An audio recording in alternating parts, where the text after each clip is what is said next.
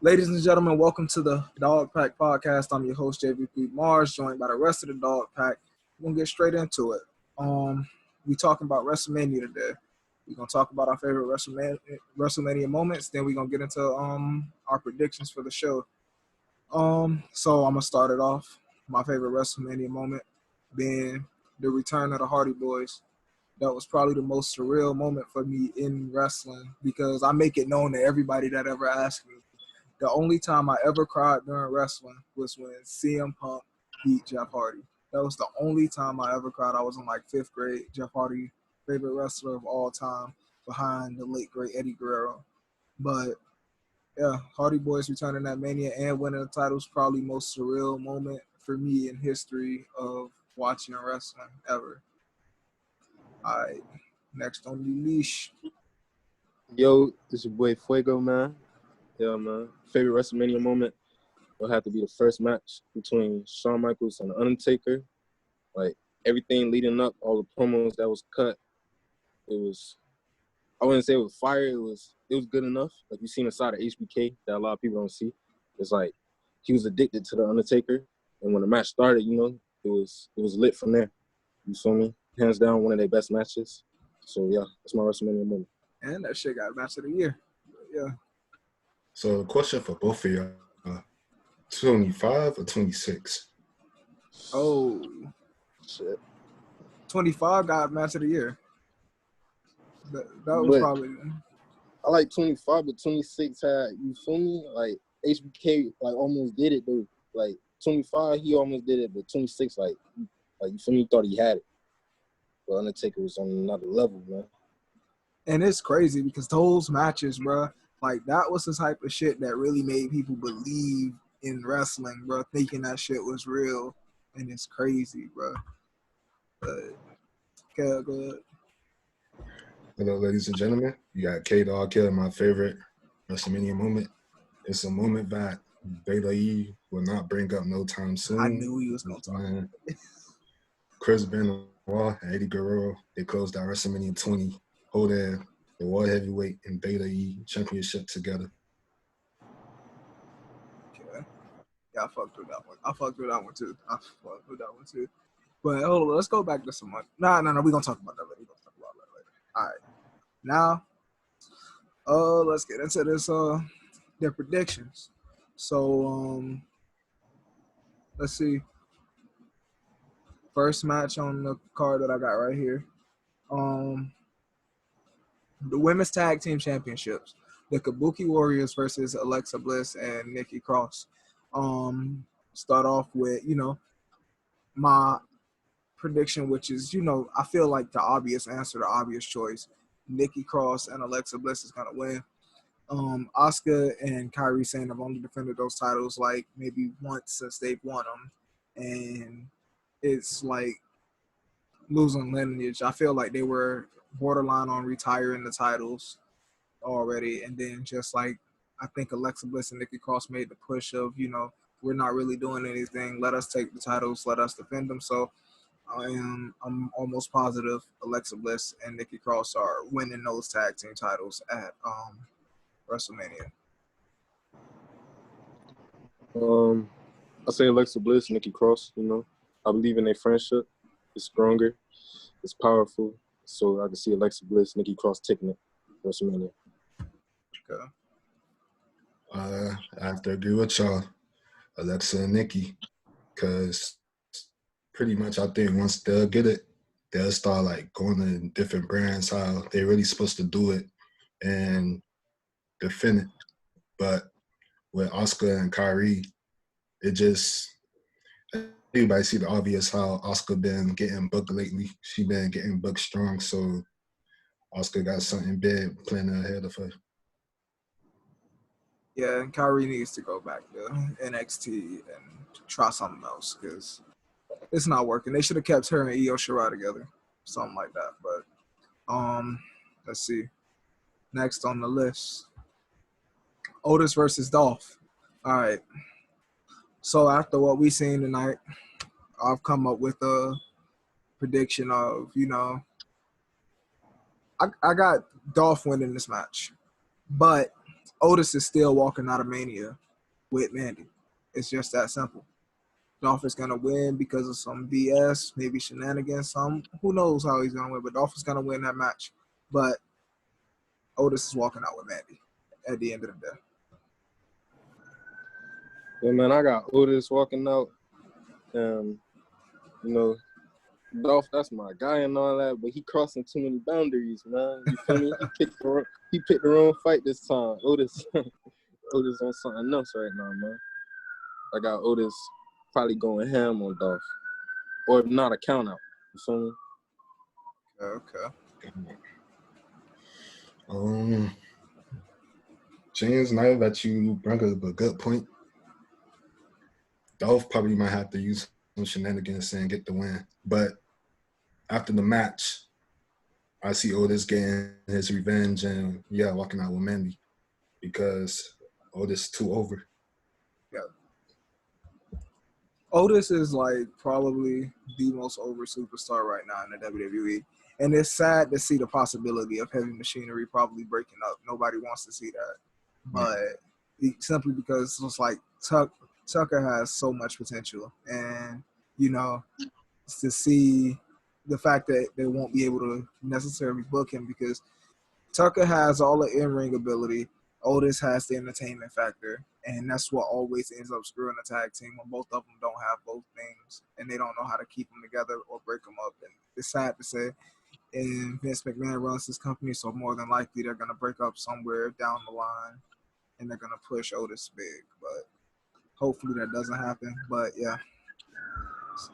Okay, next is Aleister Black. Oh, yeah, another thing about that last one. That's probably the most hyped up match. Probably going to be like the most anticipated match. But, yeah, Aleister Black versus Bobby Lashley. Let's see. How about – okay, so, yeah, I can see Aleister Black more than likely walking out winning this match.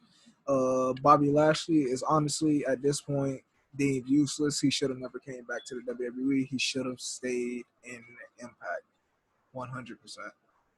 Like, it was no need for him to come back to the WWE. They have no fit for him. Like, I feel like if they would have wanted to do something with Bobby, they would have did it immediately and immediately put him with Brock in a feud or something. Or at least made him someone's bodyguard. Like, you can do so much with Bobby that WWE has no use for him, though. So, 100%. Aleister Black walking out, black mask to the face of Bobby. Yeah, man, I totally agree, man. You feel me? I don't think it's a waste of Bobby Lashley coming back. I feel like he on the wrong brand. Like, you feel me? Bobby Lashley ain't really got that much swagger about him. Like, that's why they pour Lana into that mix. You feel me? I think Bobby Lashley go back to NXT or go to NXT. That's like easy domination right there, you know? And then I'll probably build up more confidence, come back to a brand like SmackDown or something where he could compete. Okay. I can see that. I mean, Aleister Black all the way. Like, to me, Dick ride. Not even. He too over for me. Like, even to lose at WrestleMania, like, they'll just drop his momentum. Lashley, he could take the loss, but Black, I don't see him taking the loss and then getting pushed back down the card. Yeah, I couldn't either. And honestly, it's so funny to say this, and I know it's going to continue. Bobby Lashley has not, and he has not won like a singles, has not won a singles match or probably any match at a major pay-per-view since his return, or at a pay-per-view in general since his return, which is like, it's harsh because when he returned, they made it think like Bobby Lashley was about to do big things, but immediately switched to momentum. Don't forget, he got that W over Roman. I guess that's true. That's true, but that feud was stupid as fuck. I don't know why. Yeah. Elias versus King Corbin, one that I'm, weirdly interested to see. Like, because this is a match where it's like you don't necessarily know who wins. Baron Corbin has had like this real flip-flop career. and like 1 minute it's like they're pushing him, next minute he's jobbing to somebody. Like he won Money in the Bank, and then they let Cena bury him real quick. He picks up a couple wins, gets distraction with Braun and all of them, and that whole angle with Kurt Angle, even beating Kurt Angle at WrestleMania. Then next minute, he's jobbing again. And then he wins King of the Ring. He's having these feuds with Roman, but didn't win a single match in that feud. Lost every single match if it wasn't a tag team match or a 6-man tag team match. You won TLC. He did? Oh, well, with help, though. That's the thing. Yeah. Like, it was essentially like a 4-on-1 handicap match. So it's just like, maybe, just maybe, Roman Reigns might be Corbin's kryptonite because the majority of his losses and time spent jobbing had to deal with Roman. So maybe him getting away from Roman may, I guess, allow him to flourish. Like, I love Elias. I want Elias to be real successful, but I think this win going to Corbin. Yeah, man. As much as I don't like Elias, I have the same feel for Corbin. But I'm going with Corbin on this one, man. You feel me? I think that Corbin, he's on his way to the championship sooner than later. Not right around the corner, but kind of soon, you know. Who knows what type of push they might give Corbin after this. Okay. How last week played out, I'll say Corbin get the win because nobody don't knows the condition of Elias going into Mania. That was a long fall he took, and yeah, it was. I forgot about that. Sheesh. And Corbin, I think probably it might be time to start building up his WrestleMania credibility.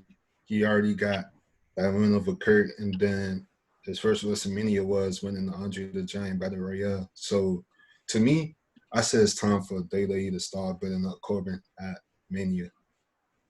Okay, I can see that. Okay. Yo, so we all on the same page with that. They just gotta, I don't know, they just gotta give him something bigger or enhance that King of the Ring gimmick because he has a main event quality, you feel me? It's not like he's just meant to be on mid card, intercontinental title type shit. Like he has all the superstar capabilities. I'm not disagreeing. What I'm saying is it's just like they're not necessarily giving him, every single thing that he needs because Corbin, he wasn't one of these guys that came off the indies, already had that mindset, already knew what they were doing, already ready to jump into the main event scene. He had like no type of wrestling background. The man was a football player, and they brought him in and they trained him from the ground up. So like a lot of these guys kind of already knew what they were doing. Matter of fact, he is the modern day Goldberg. Goldberg was on the same thing. Goldberg had no idea what the hell he was doing, and honestly, he still doesn't as far as the mic goes. Goldberg's mic skill has always been kind of garbage and just over. It's always been like over the top for no reason. Like it never necessarily matched who he was, who he is. It's just like so random. Like you're next. Like okay, bro, we get it. But we all on the same page though that Corbin's beating Elias.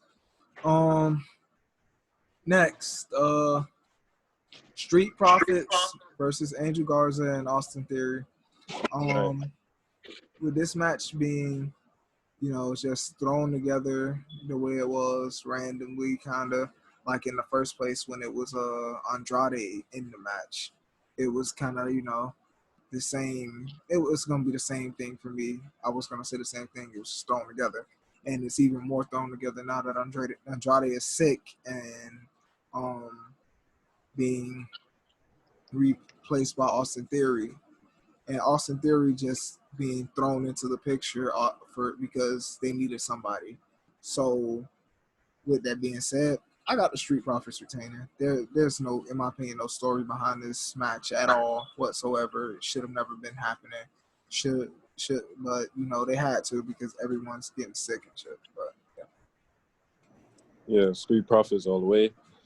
You know, they're not the best tag team in Raw, but they're the best as of now as far as competing until another tag team comes in the mix.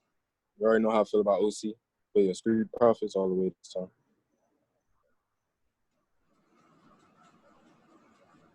Kev, muted. Can't hear you. Nah, still can't hear you.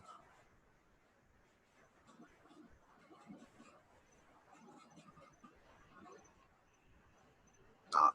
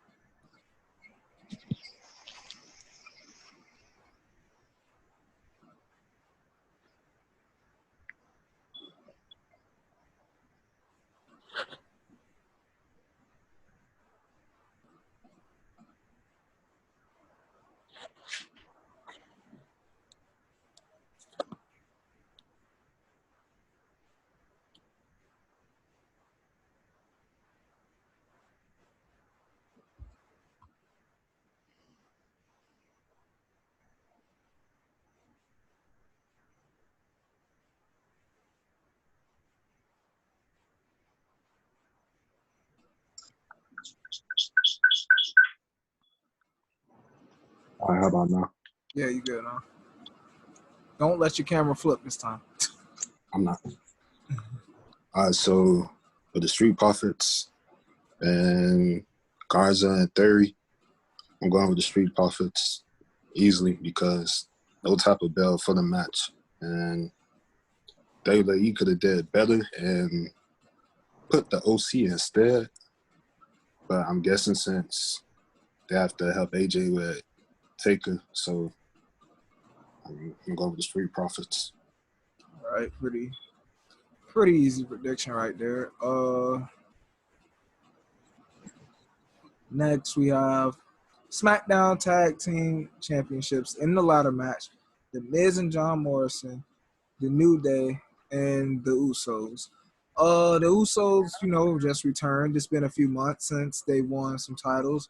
And from what we know, the Miz is sick and probably isn't going to be on TV anytime soon. And more than likely, according to a few sources, he wasn't even at the tapings for that match and didn't wrestle in the taping. So I don't see them having John Morrison retain the titles on his own, because then it'll be pointless for the upcoming weeks as they try to figure out the whole Miz situation. So as of right now, with what we know, I'm going with the Usos taking the tag titles and holding down the division. Yeah, man. It's a shame that it's not wrestling, but I'm about to go with New Day. It's been a while. You feel me? I miss New Day as champ. Even though they just lost in Super Showdown, it's still been a while. It's been a minute. You feel me? So New Day all the way. All right.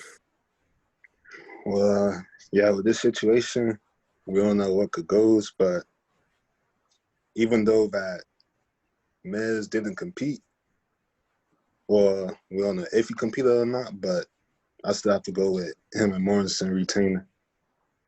Whatever the situation that happens, we don't know, but it's too early for the reign to end already. Okay, we got a full split, but plot twist. Xavier Woods returns, but instead he's teaming with John Morrison. Come on now. Come on now. Just a random plot twist.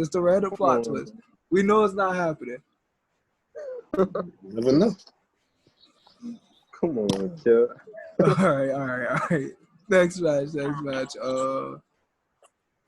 We got Kevin Owens versus Seth Rollins.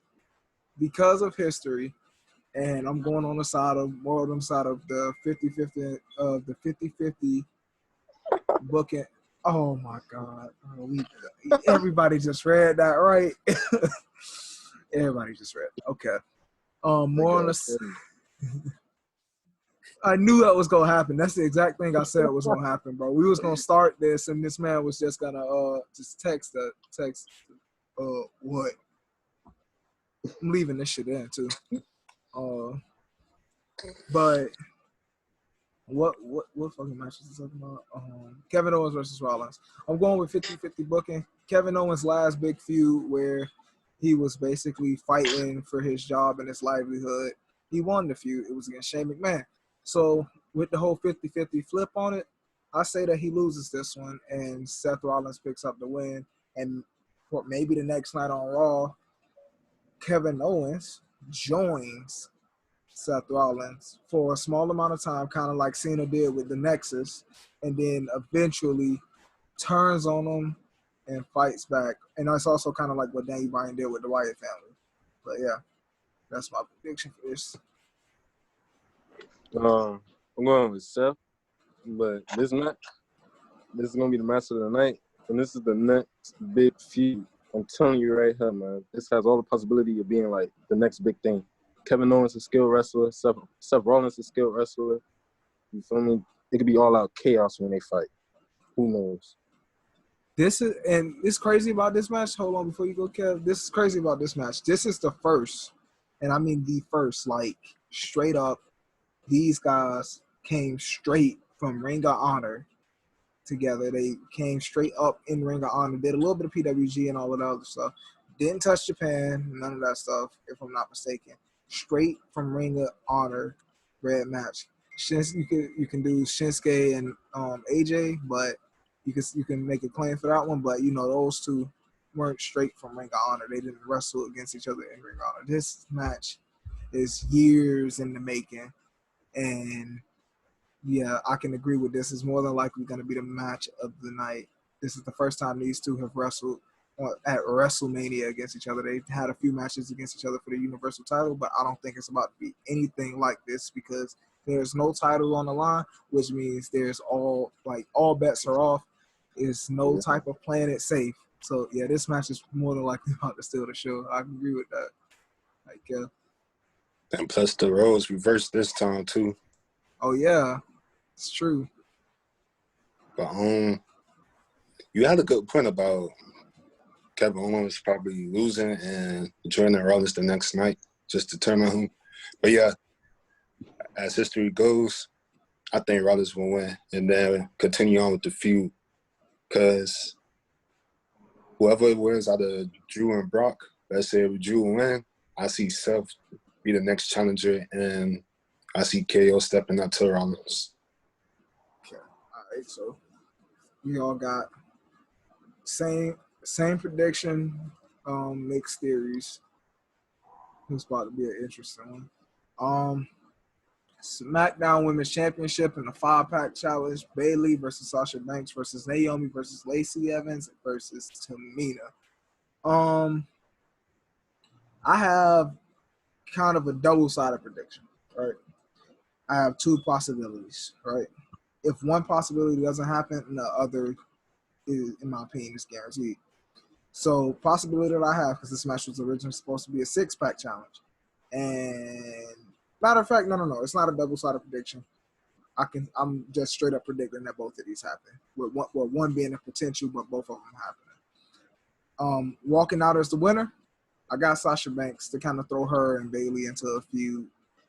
Because you know that's really all that makes sense in order to, if you really want to keep the SmackDown Women's division kind of like in keep an intensity with it, keep it actually going and making sense versus to just randomly take the title off of somebody and now you're looking at a whole new direction to take it in.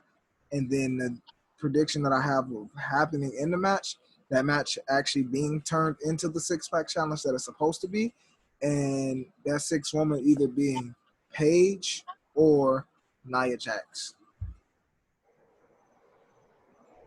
Yeah, man, that's a good prediction right there, bro. But I have Sasha Banks winning. Even though I want Naomi to win, I can see Sasha winning. And I can see Bayley getting out first. Like, no lie. Even though Bayley's, like, tough, I can see her, like, you know, trying to help Sasha, getting hit with a super kick or something. But getting hit with everybody finisher, you never know. I mean, look at Cena. You feel me? Cena Elimination Chamber. Anything go down.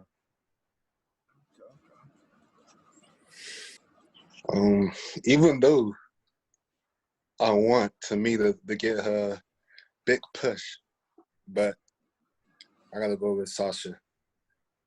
Like the seeds planned already. We seen it on SmackDown just a couple of minutes ago. That every time when Michael Cole was trying to ask them like what would happen if one of them eliminate each other, they just ignore him and they act like they was commentating. Because we know that one of them has something sneaky coming up. And look at the history between them two.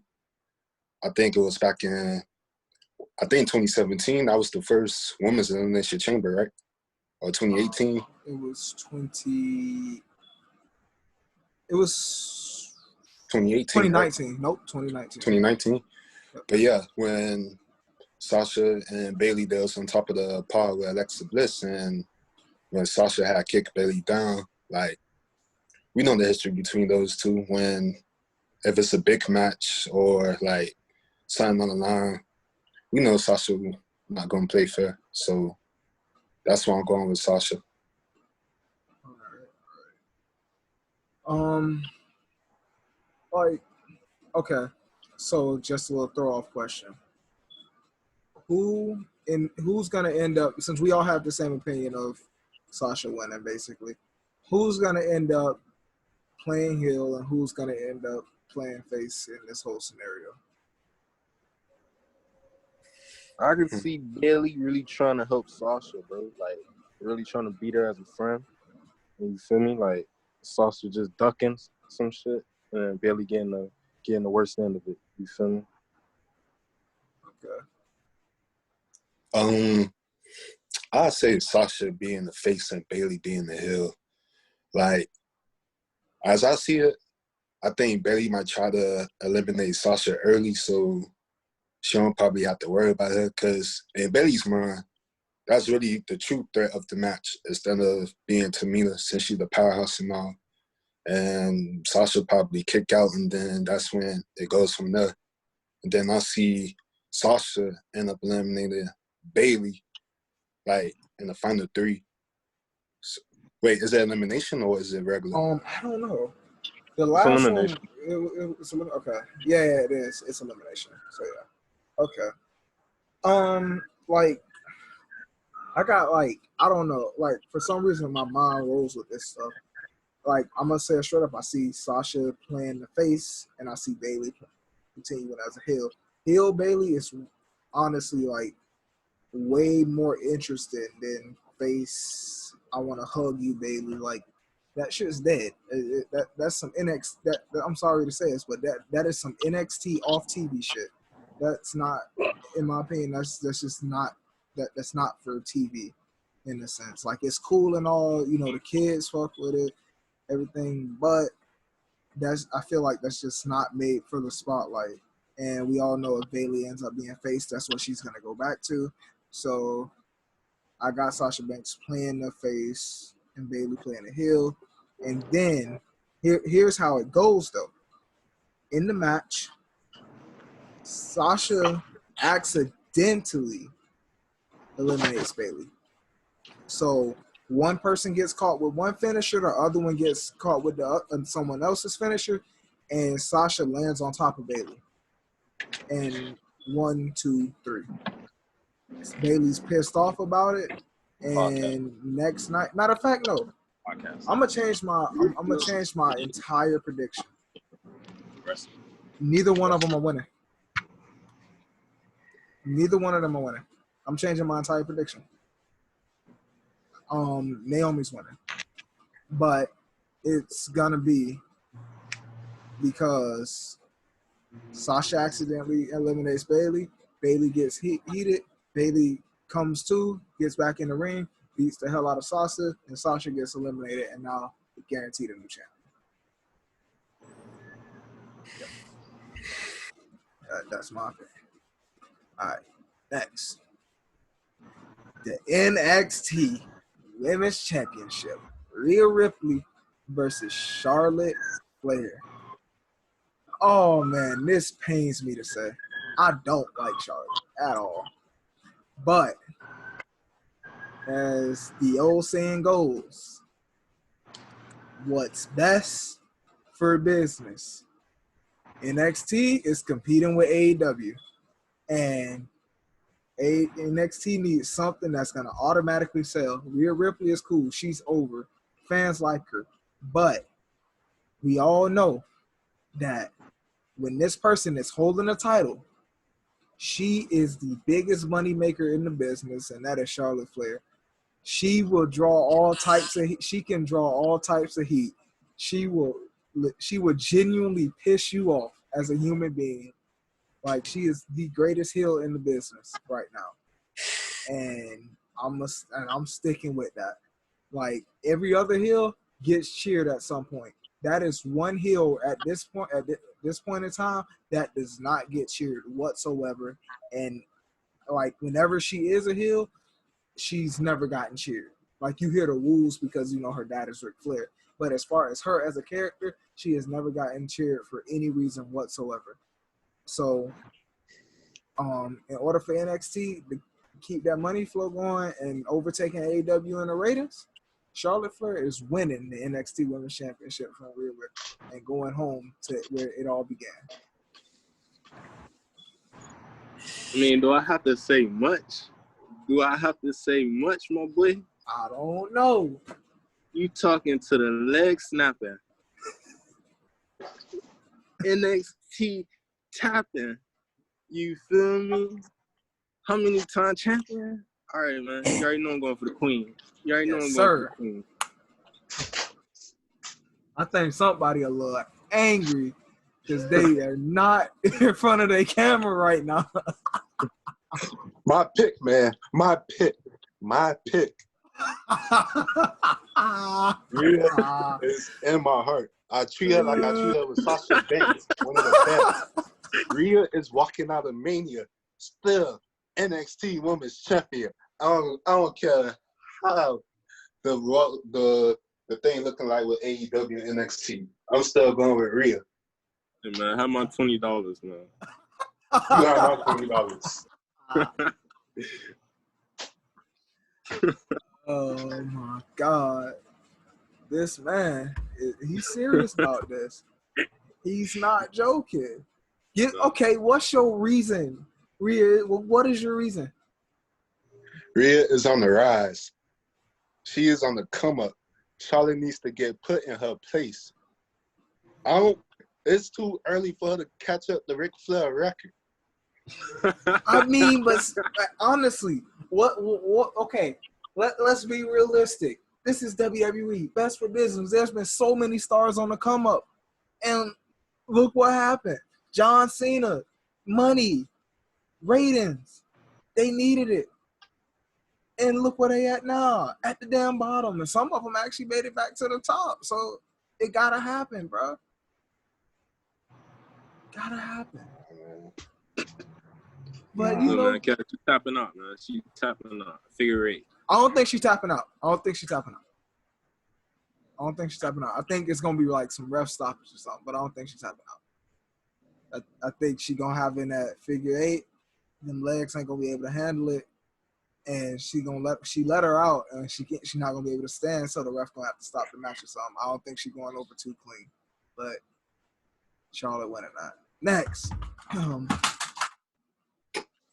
dropped something. Oh well. Raw Women's Championship. Becky Lynch versus Shayna Baszler. Hey, what can I say? That one year reign coming to an end on its 1 year anniversary. Becky Lynch, not only is she losing, she's getting put to sleep. Becky Lynch is about to go to sleep. It's night for the man. Let's be real. That's a bold, crazy prediction. I said it's gonna be one hell of a fight, but Bailey coming out of this. Not Bailey, Becky Lynch coming out of this. Who knows? Bailey might come out. You did what I'm saying? With Becky Lynch walking out as champion. And I'm okay. Go ahead. I'm gonna wait. As much as I like Becky, but it is time for the ring to end, and it's time for the Queen of Spades, the mark of territory on Raw until Rottner come back. Charlotte Flair come back. Huh? So who come back? The Charlotte Flair finished mutton at NXT and decide to Get the fuck out of here. Get the fuck out of here. Fuck out of here. Fuck out of here. Shut that ass up, boy. No. Go ahead, James. Yeah, like one way or another, we're getting Shayna versus Ronda, and this is 98% the beginning of it. Somehow, somewhere, rather it be Shayna putting Becky to sleep or shenanigans happen. Maybe she puts her to sleep at WrestleMania. Becky tries to come back the next night on Raw, and thinking she's about to take the title back. Shenanigans happen. 4 horsewomen. Some we'll see. But yeah. All right. The match that the world wants to see that I feel is going to be really slow at first, and Edge in his first singles match in 10 years or 9. Wait, yeah, was it 9 or 10? Whichever. 9 years, yeah. In 9 years versus his longtime rival and former best friend Randy Orton, last man standing match. I mean, obviously the match is going to start off super slow. It's going to be real sluggish and kind of hard to watch, I feel like. But eventually it's going to pick up. It's going to be, not a 5, far from a 5-star, probably a 3.5, but it's going to be a real decent match. And because it's his first match in so long, and WWE, they got to make their money somehow. They got to sell the merch. And they got to get a fans like us who grew up watching this feud, what they want, and that's the Rated R superstar, one of the GOATs, one of the members of the modern day pro wrestling Mount Rushmore, win that match. So I got Edge. Yeah, man, I can see this match being crazy. For me, somebody leaving on the stretcher. But yeah, I got Edge. Talking about 2 of the greatest heels to do it at the same time. Both were heels at the same time. Different brands doing their thing too. You feel me? How they both going at it. That just gave me a question. That just gave me a good question for after this. But keep going. I wouldn't say Edge is past his prime. I feel like Edge got a little bit more fight in him. Probably like 1 or 2 championships. But like you never know with Randy. Randy's like, you feel me? Randy will bring that extra push out of you. He'll bring that craziness out. That's why I say I can see somebody leaving on the stretcher. I mean, yeah, Randy definitely did make Brock Lesnar beat his ass in a match one time, like actually beat his ass. But yeah.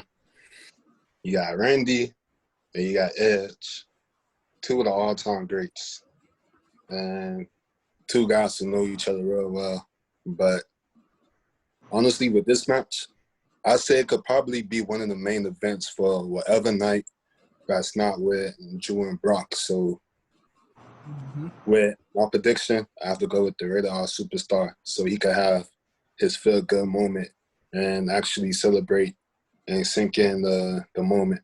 Even though there's no fans in attendance, but still, I think Edge needs this moment.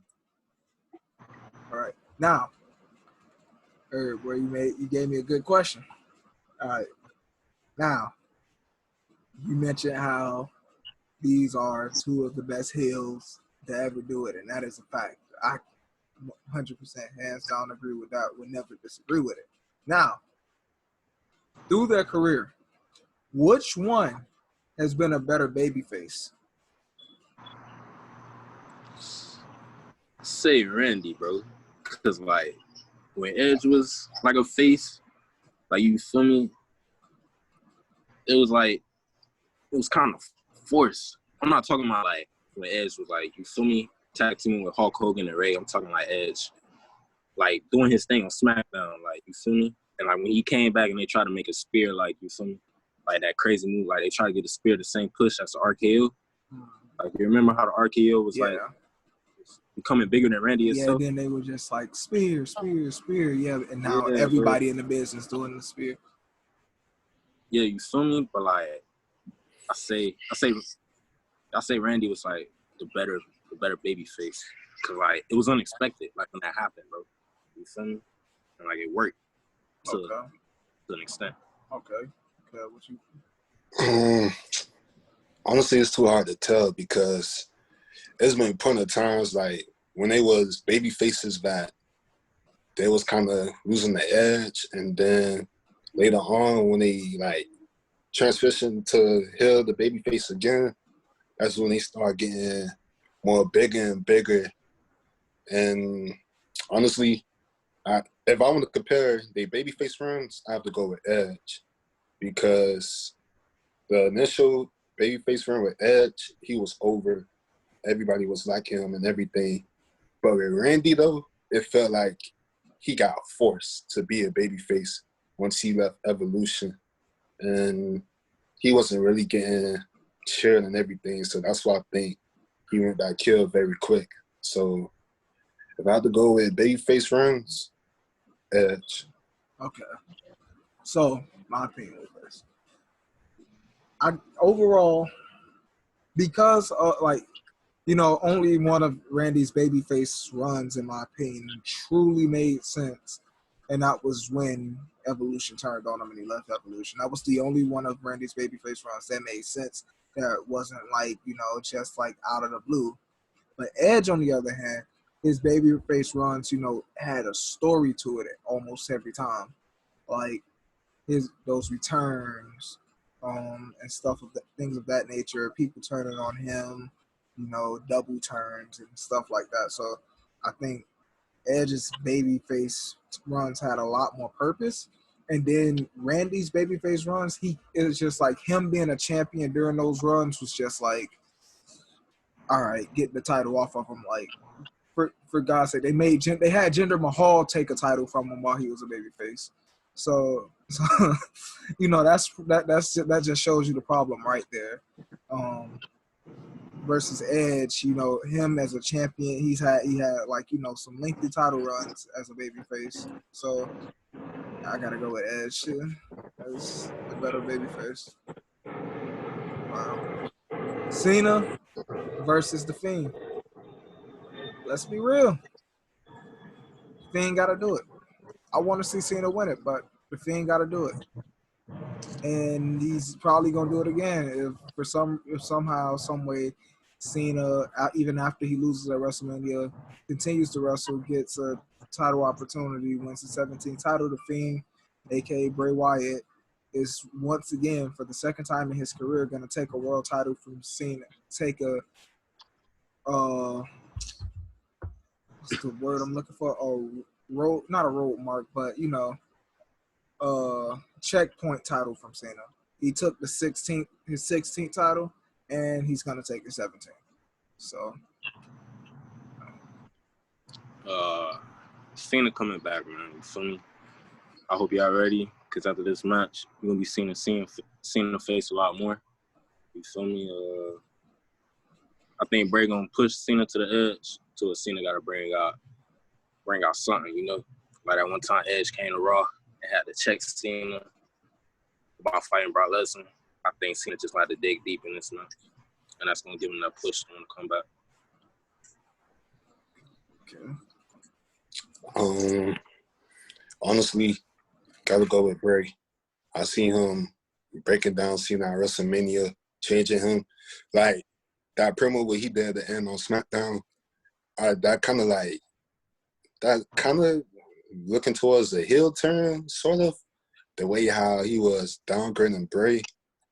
But I don't see Bray also turning as a face either, like reversing roles at the Mania.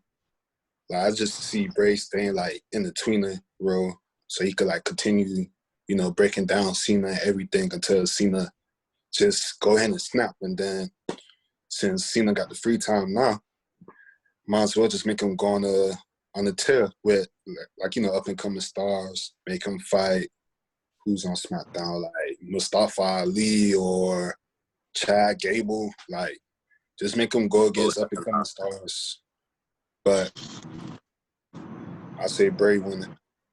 Yeah, I can definitely see this match finally giving us heel Cena for the first time since like 03. So yeah, I can agree with that, but I don't see Cena winning. So, but all right, next match. Another match that's 15, 20 years in the making. The Undertaker, the dead man, the legend himself versus the phenomenal, the man that has been world champion in every company he's ever been a part of. The man that has dominated the indie scene, dominated Japan. The phenomenal AJ Styles. I got The Undertaker winning this because for some reason, the people that you think should beat The Undertaker don't, but those that shouldn't do. Brock shouldn't have broken Taker's streak. That should have been Cena. Or that should have just been happening now with AJ. Roman shouldn't have beat Taker that year. Facts. All right, y'all boys. Fuck with you. That's WrestleMania blasphemy right there, man. They continue. What you mean? What you mean, Roman really beat Undertaker. Undertaker only stopped fighting Brock because he got a concussion. Okay, so all right, let's say this. Brock shouldn't have won that match. Can we agreeing with that, right? Yeah. All right. I'm agree. But I want to say it like this. Roman built his name, but Roman didn't have as much credibility yet. Roman shouldn't have won that match. And second, if it was going to be like that, it should have been later on in time. And that match had no end result. That was the perfect time. You gotta look at all the bodies. You gotta look at all the bodies Roman caught leading up to that match. I get that. I feel that, right? Cena, all right. Yeah, I feel that. But it got no end result. Because after that match, 100%, Undertaker, no more. That should have been the last match. And B, that should have sparked a full-on heel run for Roman. It should have been nothing else. Like, end of story. That next night, we thinking that, oh shit, we about to get this. Roman stood in the middle of the ring. He let the fans boom, didn't say a word, and then said, "This is my yard." And then the very next, 15 minutes. Yeah, he stood in the ring for 15 minutes. Didn't say a single word. Held up the show on some real heel shit. Didn't say a word, and then just concluded with, "This is my yard." His music played, and he walked out. Cause that's the bit, dog. Exactly, but it didn't give us anything. It nothing. It gave us absolutely nothing, bro. Matches like that have to give you something after it, bro. It gotta lead to something bigger, and it didn't. So, but Undertaker's winning this match, bro, because AJ Styles should beat him, but he's not gonna beat him. And it's not like, it's not. This isn't the right AJ Styles right now. This is the heel AJ Styles that needs friends. If AJ Styles is gonna beat him, it's the heel AJ Styles that's running shit on his own. So AJ Styles is losing. We might, maybe because they compare AJ to Shawn a lot, we might get part 2 next year, and AJ might actually win. But yeah, as of right now, nah. I see Taker winning, but I see AJ after the match trying to beat Taker ass. You feel me? Unsatisfied. Might try to fuck Taker up. Put him on the shelf. You feel me? Okay. I agree with y'all. Even though for many years I was against Taker at Mania because he was building up the streak, but now I come to realize to appreciate him a little bit more and his mystique and you got to see it like this. AJ brought up Michelle McCool, and Undertaker gonna make AJ famous. And I see him getting a little bit of help from Kane since it's a boneyard match. Like, let's say, like, however it goes, Undertaker on the verge of losing. Here come Kane popping out of nowhere, probably from under the ground. Like, we don't know what the match is, but he just popping up out of nowhere and helping Taker win. And then we might see like a little run as the American Badass Taker. I want to see that. I want to see that so bad, and he teased the fuck out of it too with that promo on Monday. Holy shit, I want to see that. But all right, let's get. Hold on, Taker on Raw, right? Yeah, it's Raw. I'm American Badass versus Seth Rollins, man. I need that. I ain't gonna lie, that might hit. That might hit. All right, but since we're talking about this, and something got brought up that needed to be talked about. They asked a question that's been going around all week long. Who does it better, AJ or Michelle? Come on, man. What type of question is that, man? Come on, man. Like AJ been doing it for years, and Michelle, she started doing it around 2008. Like, that's. Oh no, I couldn't tell you. They kind of started doing that shit around the same time. I'm gonna be completely honest. AJ's finisher was the spinal tap. So they started doing that shit around the same time. AJ was just doing the spinal tap and that 450, that Spring War 450 as his finisher. So that they started doing it around the same time. But I feel like it being like in their own ways. AJ is a lot more innovative with it, but as far as fluidity and the motion of it, Michelle has it. Michelle has it in one fluid motion. She has it in one fluid motion.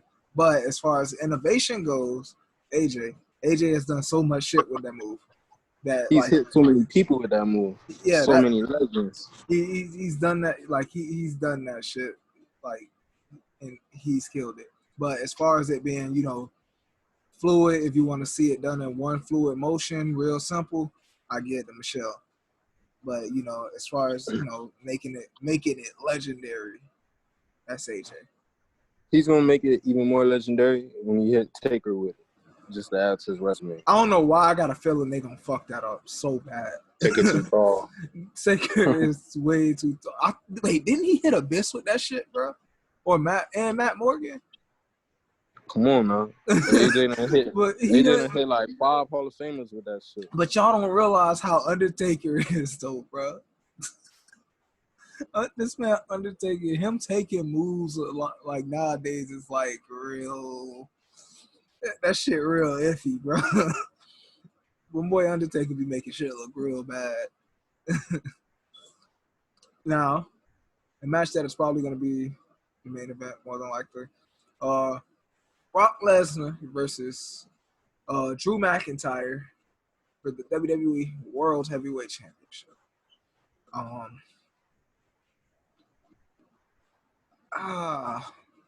It's almost like we seeing, I don't know, but regardless of the fact, I'm not even gonna stress that. Drew McIntyre getting the WrestleMania moment he's dominated. Like I think this is gonna be that feud that at the conclusion of it, takes Brock Lesnar out of the scene for a while. We're not gonna. This is that feud that's gonna allow Brock to take that like long break that he wants to take. He was brought back because shit wasn't looking right, but you got Drew, who's actually an international superstar, a man that before even being in WWE the first time was making this known across the waters in the UK, and then when he left WWE, he was making his name known overseas in the UK even harder than he was before because the internet and shit is out. He went to TNA and for a really brief time, picked up where AJ Styles left off, and that's a hard feat for. He was the man that like ended like He was the man that created broken Matt Hardy. Let's just put it like that. If it wasn't for Drew McIntyre, there would be no broken Matt Hardy. Drew McIntyre was the one that took that title from Matt that made him go crazy. So, you know, if it wasn't for Drew, a lot of shit wouldn't have happened. And in this sense, the entire world is behind Drew. The entire world was never behind Seth. When they went to the UK, that crowd was damn near silent when Seth came out. Now, because they didn't have Seth doing it, they weren't putting Seth in the right predicament with it. But you got Drew, he's in the right predicament. He's been dominating Brock Lesnar, and they need, in order for them to have Brock Lesnar, you know, take his time off that he wants. They need somebody that's dominant, that they can book as somebody that's just straight up dominating Brock Lesnar, and that's Drew. And also, I think like Fox is getting real impatient, and they need Brock. They want Brock on Fox. So, you know, give him that time off and let him come back on Fox and feud with whoever is the Universal Champion. But I got Drew winning this shit. It's that simple. Today, call me Fuego Paul Heyman, so I got a spoiler. Brock about to beat Drew McIntyre behind to the point Drew gonna quit and slide to AEW. It's already up there. You feel me? Oh hell no! You don't want to upset the beast, and Drew has upset the beast. Hey, let me say this though. Speaking of somebody sliding AEW, I mean, hey, they done threw some bands at Brock. Hey, they threw some bands at Brock, and Brock low-key said he like what he sees, so she. Man, Brock in love with Vince, all right? I don't know. Brock in love with the bands, bro. Brock in love with Vince, man. As long as them two at it, them boys ain't going nowhere, man. But yeah, Brock about to be Drew behind. It's crazy. It's about to be an old-fashioned butt whooping. Crazy talk. Somebody call up Jim Ross right now, all right? All right, Kev. This man. Kev, go ahead, bro. Get this clown out of here, bro. I mean, I'm going with Drew. It's time for Brock to lose the title and start like side feuds, not just feuding with the title. Like honestly, Brock could feud with other people without the title. We've seen it before. He did it with. Actually, I don't remember the last time, but okay, man. But Brock is capable of feuding with other people without the title. And it's time for Drew to take the lead for Raw. That's the top face. Yep. And now, last, certainly not least, last minute. Yeah, throw this match away. Universal Championship match. WrestleMania 2 hours and 30 minutes. Goldberg versus Braun. I can't carry a title stroke. Trash, bro. Trash. I mean, this is pathetic. I rather see Goldberg versus Shinsuke Nakamura, bro. Come on. Man. I love 2 Braun. minutes. I get his match 2 minutes. I love Braun so much, bro. This man has so much potential. But it got fucking real because they were scared that no one but Brock at the time was capable of holding that Universal title. And after what we seen with Braun's Intercontinental title run, damn, he was right. And it's sad to say this. Like, nobody wants to see this. This man, Braun, already got a big loss over Tyson Fury, of all people. Another match he should have won. So, that's sad, bro. I don't want to say this shit, but fucking rest in peace to your career, bro, because you losing the Goldberg Chief. That ain't good. And Kev, go ahead, Kev. This shit don't even. All right, go ahead. Come on, man. I don't even know why Goldberg even champion. You feel me? He shouldn't Goldberg, even. man. And then you got this man fighting Braun.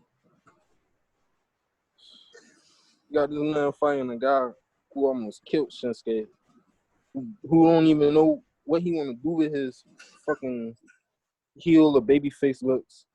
This guy want to fucking feud with Roman. Then he want to feud with Elias. Now out of nowhere, they fucking bless you with Goldberg. You gonna get your ass beat. Then what you gonna run to?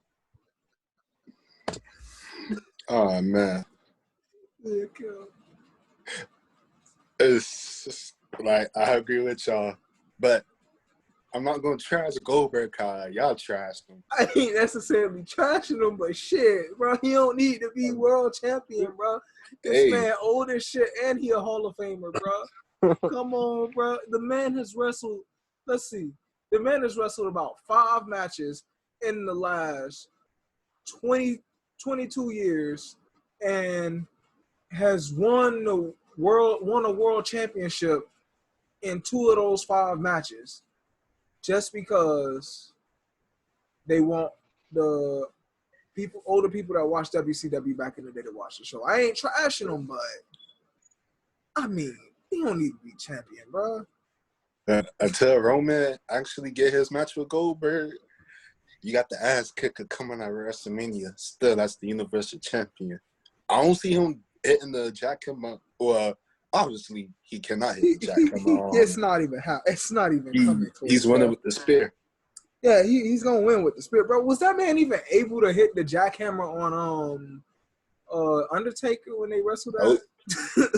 He hit a brain buster instead. Oh, that shit was bad. I just remembered it. But I see the ass kicker coming out. Just like how he told Taker, it's not the family man Goldberg you getting at Mania. You getting the ass kicking Goldberg. This man about to spear Braun as soon as the bell ring. Yup. Spear that nigga one more time, and that's it. Yeah, 2 spears and it's over, bro. Like, I don't get it, bro. Like, they don't know how to they didn't know how to pull the trigger on Braun. I feel like if they would have pulled that trigger on Braun way sooner than when they gave him the Intercontinental title, they would have pulled that trigger on him the first fucking time and had him beat Brock, and then kept him as that, like, I don't give a fuck heel, instead of turning this man into a playful ass lovable giant, bro. He would have been doing something. But now he's a babyface. Yeah, he's pretty much the modern day, more entertaining version of the Big Show, and he's holding a world championship. I mean, he was holding a championship, bro. Braun at no point in time should be a champion whatsoever if he's a babyface, unless it's the tag team titles. And it's just that simple, bro. Like, Braun, with Braun's size and how Braun debuted and how he carried himself for the first half of his career, like, he's a dog shit babyface, but a great ass heel, bro. But, like, no, I feel like the only way, matter of fact, yeah, give him his mean streak back and then have a mean streak match, like 2 giants on a mean streak, and that's Braun Strowman versus Lars Gayporn Sullivan at some point in time. Yeah, man. If Braun, throw Cena at Braun, bro. That's all I gotta say. I can see that too. That's the only way. I mean, but that's the problem with this, because WrestleMania looking like it's gonna give Cena that edge. Well, we finally gonna get heel Cena, but then if you throw Braun at Cena, now we're gonna have, like, you gotta turn Braun heel in this sense, and now WrestleMania is wasted, bro. Like, this shit's just a lose all around, bro. Like, Braun shouldn't have been in this match. He should have been trying to regain the IC title or something. But I guess it is what it is. He's getting beat by Goldberg. Sad reality, but Ass kicking Goldberg. But it's what's best for business, and it's what has to happen. So, all right. Or them boys hold the titles all the way to the draft. Him and Brock Lesnar, and they both switch. And then you got Goldberg on Raw. You feel me? With more competition for him. more like lightweights that could probably give him a good fight. You feel me? People on SmackDown, it's not an intimidation factor that plays. It's more of a like, who's going to do it? Like, who's going to come up to that other than Roman? Cesaro, Sheamus, Sami Zayn. Okay, now that we saying this, bro, why the fuck didn't they just put Cesaro in this match with Goldberg and just let Cesaro go over? Let's just be realistic. That shit would have worked. Or Sheamus. Or Sheamus. Like, either one would have worked. But it didn't. They didn't do it. So, I guess it is what it is. That's because the chairman, he's the one in charge, and he's the one who sees everything in his head, not how the universe sees it, how he sees it. I think somebody called her again or something. Yeah. I don't know, man. But I don't know what's happening, bro. So, is Adam Cole and Dream still happening at some point? The way how Dream did his promo after his match with Bobby Fish, I think it's probably gonna happen at the takeover they having. When are they doing that though? They haven't really announced the date yet. Because I know that the Keith Lee triple threat match with Dijakovic and Priest was supposed to be takeover, and they had takeover displayed in the background. So I guess just for future reference. Oh yeah, also we know on Saturday is it Saturday or next Wednesday when Johnny Gargano and Tommaso Ciampa are doing this? Next Wednesday. All right, so that's probably whenever all of this happening. So, is this man shit working or what? It says he left. Oh yeah, I see that now. That's tough. He's gonna have to come back in this. But we gonna talk about this now, and once he get back in here, then we gonna take it from there. Since he's not here right now, I'll just double split the screen because it start acting weird when it's not people in here. So let's just we'll just get his opinion whenever he come back. If he come back, we'll see. So Adam Cole and Velveteen Dream. All right. It's dream time. It's dream over for Adam Cole. Velveteen Dream winning that NXT championship. And it's simply because it just has to happen. It has to happen. It's time for the Undisputed Era to be on Raw, SmackDown, get all those titles off of them, and let's see what direction happens next. I mean, as much as I want to see Adam Cole to continue his record-breaking reign, but you're right. It definitely is time for the Dream to step up and take charge of NXT now.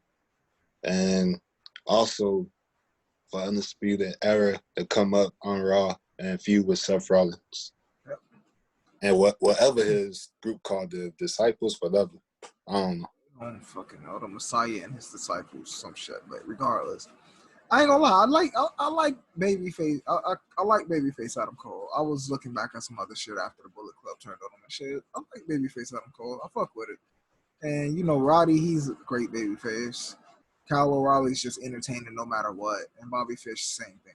So, I mean, they can make this shit happen. No issue, no problem whatsoever. Johnny Gargano and Tommaso Ciampa don't want this shit to continue. Shouldn't be continuing. But if history can repeat itself, which it probably will, the heel gets the most out of this feud every single time they've wrestled. So they turn Johnny Gargano heel just simply so he can win the match against Ciampa. And so yeah, I got Johnny winning that. I don't got nothing else to say about it. I mean, the way how it looks, they probably gonna keep. I mean, it says it's supposed to be for the last time, but in my opinion, I don't think it's gonna be for the last time. I see the feud continuing, so If Gargano does win on Wednesday, yeah, it's continuing. But if Ciampa wins, I think that should be it. But honestly, how the way the booking been going with those two and they feud, Gargano winning. Okay. Now, next, the great one of this age, what they call him or something like that, whatever the fuck his nickname is. Walter versus the Prince, the rock and roller, the man with the inner demon, formerly known as Fergal or Prince Devitt, Finn Balor, for the NXT, for the WWE or NXT UK Championship, whichever way you want to say it, whatever floats your boat. 100%. Balor's taking it. It's just Walter hasn't really sold as champ. Like they were in England when they were building Survivor Series and shit. And Walter came out and didn't really get a pop in his own place. He didn't really get a pop.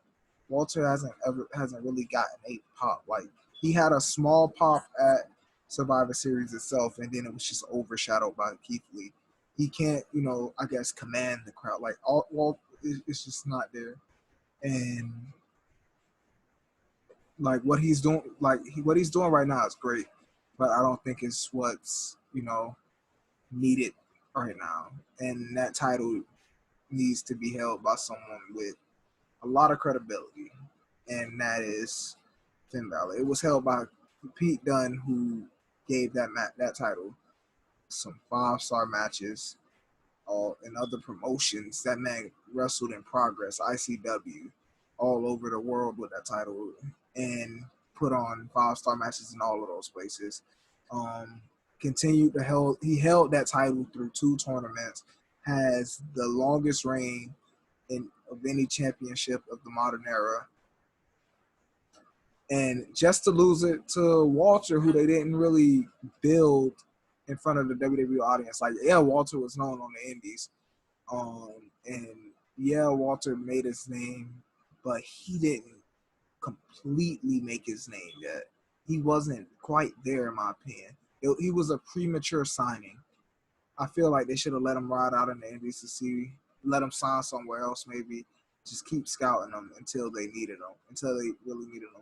They pulled the trigger on Walter a little too early, which is why this title run it's really lackluster. And I think he's only defended that title maybe once. So yeah, it's about like that man wrestles like every other night pretty much, and has only defended that title once. So yeah, it's Balor time for that title. Now that you said that he defended the title once, hell yeah, I'm going with Balor. Right. With Walter, like I was hearing more news about him before he was coming to WWE. Like yeah, I was hearing, like you hear him frequently, but ever since he became the UK champion, I barely hear about him unless he's doing something over at NXT, or even when he came up on Survivor Series. That was just shocking to me. And it's just like, and then that match that was, I guess, supposed to be the match to make him and the Imperium famous didn't really do much for him. It did a lot more for Marcel Barthel and Fabian Eichner. Like, they put on a hell of a performance when Alexander Wolf got injured, because in my opinion, Alexander Wolf was the man to see in that match at first, and then he got injured in the middle of it. And those two just they put on a show. And Walter had that one big chop heard around the world and throughout that, in that whole feud, and that was about it. Like, Walter is that guy that's just he gets known for doing one thing and then just doesn't do anything else for a long ass time. And then it's just like, all right, the man's a waste of space right now. We need to do something else with him that's going to appeal to the people before we can put a title to him. That's how it has. It's how it needs to be. Yeah, because to me, let him lose the title and let him build up his moniker of the ring general. Like, let him build it up. Not just, oh yeah, I got the title, so yeah, I'm considered as the ring general of NXT UK. Like, no, build that up. Yep. Don't get me wrong, he's a hell of a competitor, hell of a performer. He has everything that it takes. He even has the charisma, but it's just not the right time for him. His name wasn't built enough. Like Tyler, and like honestly, I was shocked when Tyler Bate even was the first ever UK champion. But it was literally the best way to book Pete Dunne. So like have one of his best friends overtake him and become the first ever UK champion, and then have him playing from behind to win that title and shit like that, and then have him be neither heel nor like Pete Dunne just had the most perfectly placed run, and his name was built. Pete Dunne was doing what he had to do, like he was doing that shit well, like because while he was on a tear in progress and like winning that Progress World title and doing shit in ICW, whether people know it or not, that man was in WCPW and he had a huge ass losing streak. It took that man about a month and a half to win a match, and he wrestled on almost every show. And it was just like he was playing so many different roles, doing so many different things, to the point where his run was perfect.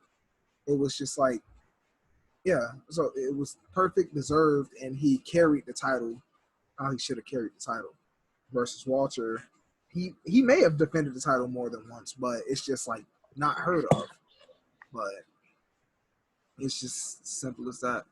Versus Finn Balor, first ever Universal Champion, sadly cut short because of Seth fucking Rollins. Seth Rollins and and his dangerous in ring skills. We had former Intercontinental Champion 2 times at that, longest reigning NXT champion. Well, second longest now. Well, yeah, second longest now. So, he's overdue. He's overdue. He needs it. He needs it. And it's time for him to like. Somebody has to put NXT UK on the map. That's all I gotta say. Somebody got to do it, and it's gonna be Finn. All right. The NXT Tag Team Championships. Broserweights versus Grizzled Young Veterans. James Drake and Zach Gibson. I watched a lot of Zach Gibson matches through the years in his stint in the UK, mainly WCPW and Defiant, because I didn't really watch Progress in ICW like that. I just watched like matches here and there with those just for people like Pete Dunne, Jimmy Havoc, and stuff like that. But but from what I know of Zach Gibson, all the way through that and his current stint in WWE, the man's a great competitor. The man, he's a machine. James Drake, the same goes for him. But I don't know if they were a tag team before WWE or not. Like, I'll just have to look more into that. But as far as what I know, like, I feel like those two are way better singles competitors, which is the same for Pete Dunne and Matt Riddle. So it's just that kind of match. But this is going to be that match that implodes the Broserweights. Like, as you can see, there hasn't been too much done as far as merch goes for them as a tag team. So, too much money hasn't been put in it. And they haven't really, as you can also see, they haven't really done a lot as far as gear goes. All they did was slap a few stickers on a golf cart. So it's like, they haven't done all of the top branding and marketing for them as a tag team. So, I don't see them walking out. I see the Grizzled Young, because the Grizzled Young Veterans are more established as a tag team at this point.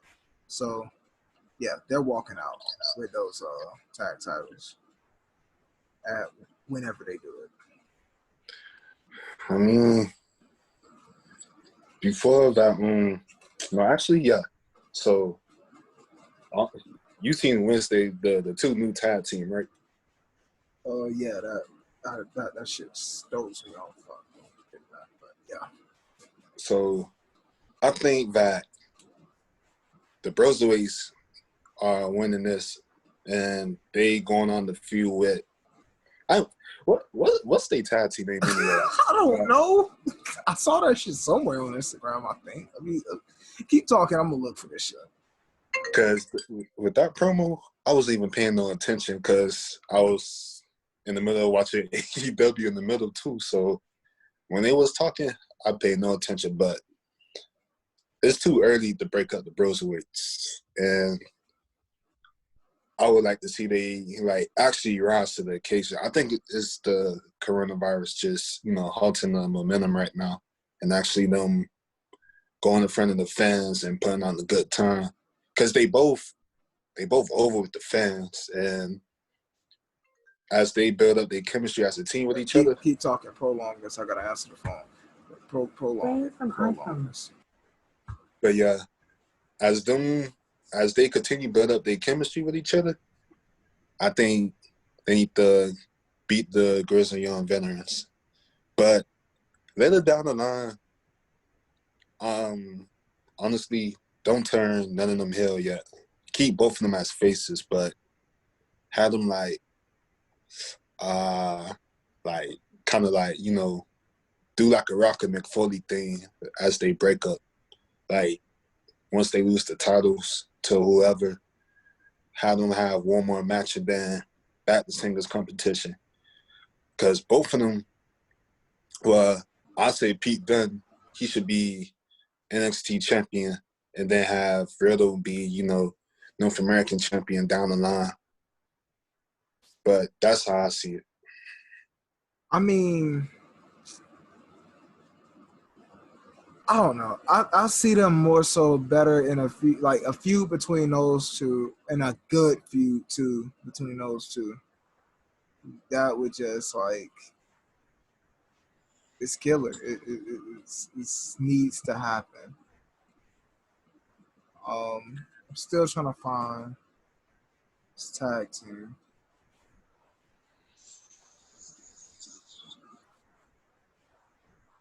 Have you been watching NXT UK at all?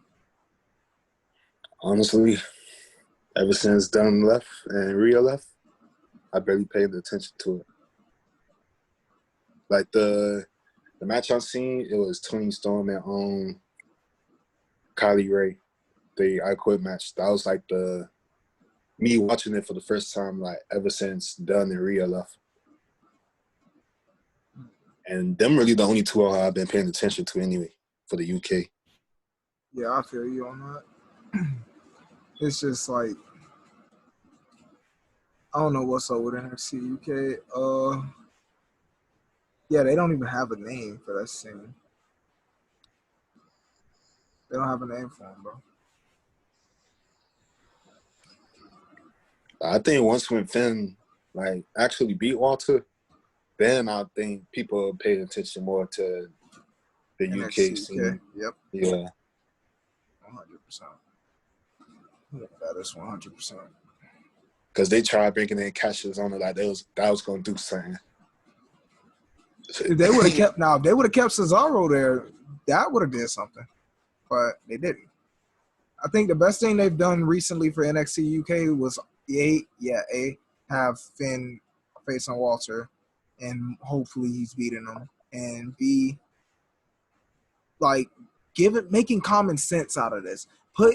Basically taking that NXT the Cruiserweight Championship to the UK brand. So when they do Worlds Collide, we can have the UK the Cruiserweight champion versus the North American champion. So they can have a mid-card division on that side, because the majority, the most cruiserweights are over on the UK side of things. So that was the best thing they did. But I guess that's all we got to talk about. There's one man we haven't mentioned who's actually healthy and able to compete. And who is our truth. So who do you see walking out of WrestleMania as the 24/7, All right, 7-11 European World Champion. We going there, bro. What the fuck? Okay. All One second. right. All right. I'm gonna talk this shit out, bro. Being real. I see Riddick Moss taking that title, right? And then once the show goes off the air, my man R-Truth walks out of the Performance Center or wherever the fuck he beats him at with that 24/7, 7-11 European all day, every day title. I mean, if WWE was smart, they should do. Well, I know they don't want a lot of like people in the ring with each other, but have like a gimmick match, like a Falls Count Anywhere match. Probably put like at least like a good 8. And just have them like fight for the belt. Bro, have them do the famous, the haven't has only been done like maybe once match, the ECW Championship Scramble match. Bingo. Come on, bro. Bro. I feel like that's how that shit has to be defended every pay-per-view, bro. Every pay-per-view, that shit should be defended like that. Like, that's something everybody just be looking forward to, bro. That's perfect. Because it's only 16 matches so far in the main card, right? And basically 16? 16. And that's split 8 and 8. That's actually cool. That 8 and 8 is actually could be for the main show. Pretty much, daily you can still fill out on the pre-show. So have the 24/7 title defend on the pre-show.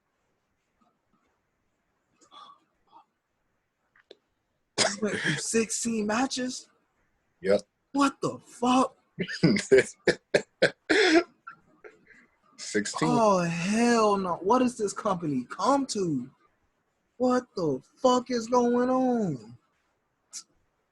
That shit's crazy. And that's basically all main card matches for both nights. 8 and 8.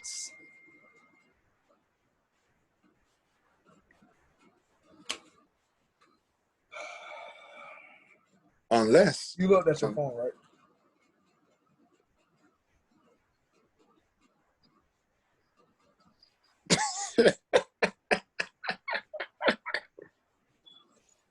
Yeah, this man. Yo, okay. I'll call him at all. I ain't even deal with this. But continue what you were saying, bro. But yeah, unless I see that match with the Raw Tag Team titles getting kicked to the pre-show, and probably Black and Lashley get kicked to the pre-show too.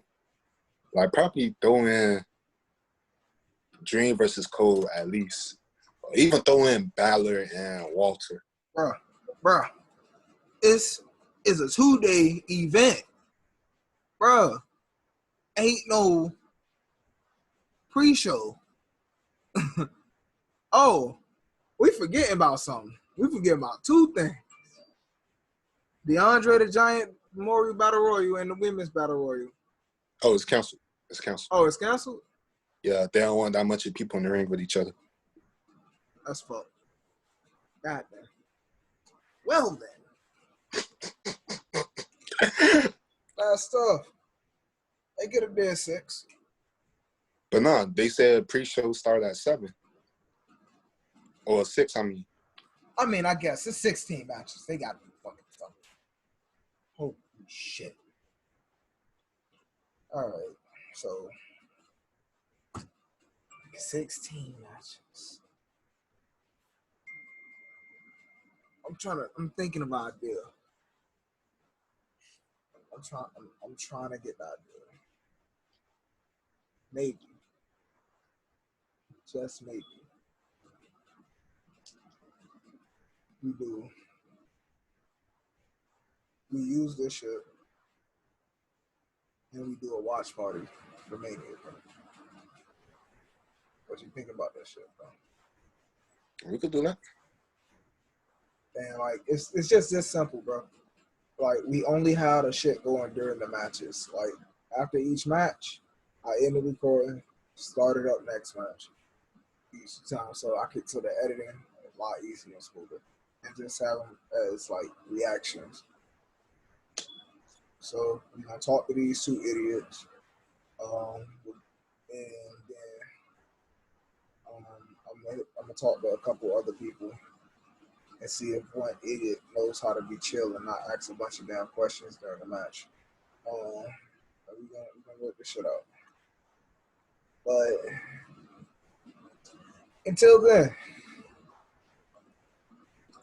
ladies and gentlemen, this has been the Dog Pack Podcast, prediction style.